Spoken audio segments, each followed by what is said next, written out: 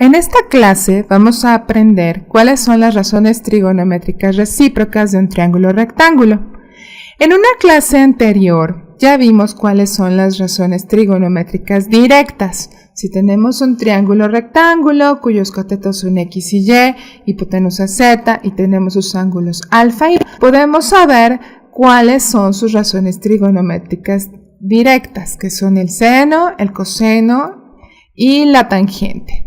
Entonces, si estamos calculando las razones trigonométricas directas respecto al ángulo beta, vamos a tener que estas fórmulas. El seno del ángulo beta es el cateto opuesto entre la hipotenusa, en este caso sería X entre Z.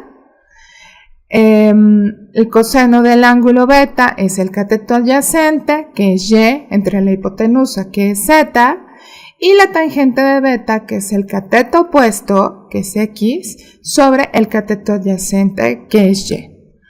Hoy vamos a aprender cuáles son las razones trigonométricas inversas. Estas son la cotangente de beta, que es la razón inversa, la razón recíproca a la tangente de beta, la secante de beta, que es la razón recíproca al coseno de beta, y la cosecante de beta, que es la razón recíproca al seno de beta. Recuerda que es respecto al ángulo beta. Si consideras el ángulo alfa, las razones cambian.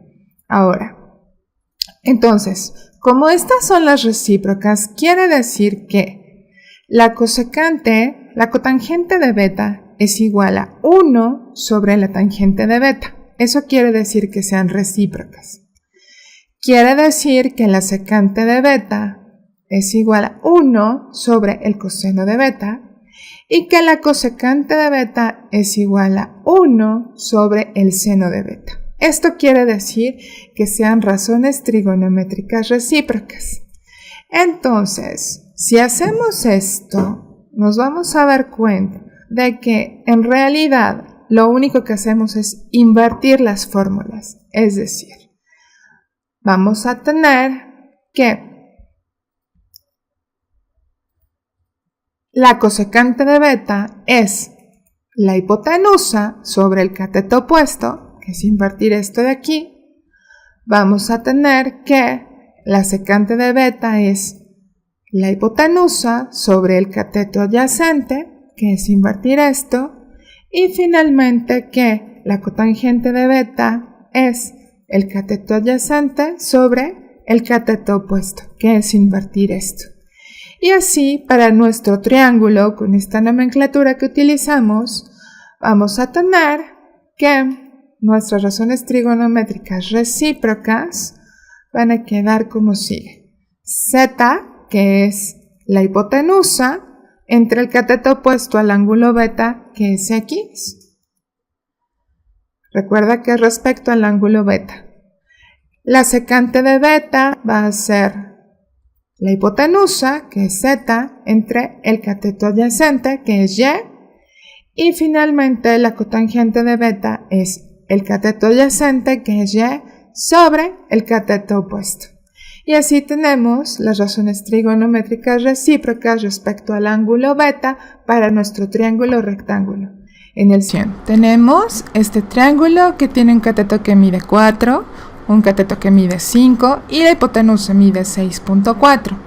Entonces vamos a calcular las razones trigonométricas recíprocas respecto al ángulo beta.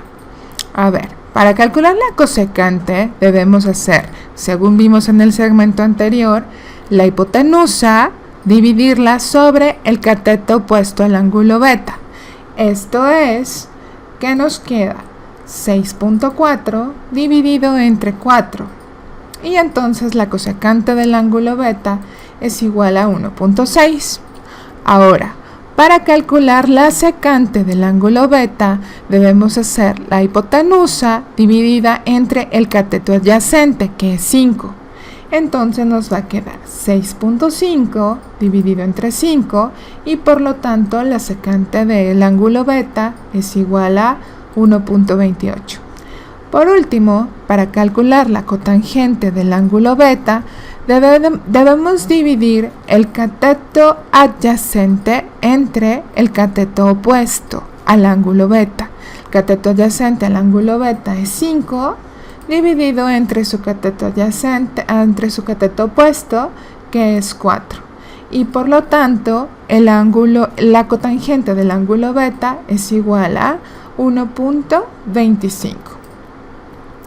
Así calculamos las razones trigonométricas recíprocas para el ángulo beta. En el siguiente segmento te toca hacer lo mismo, pero para el ángulo alfa.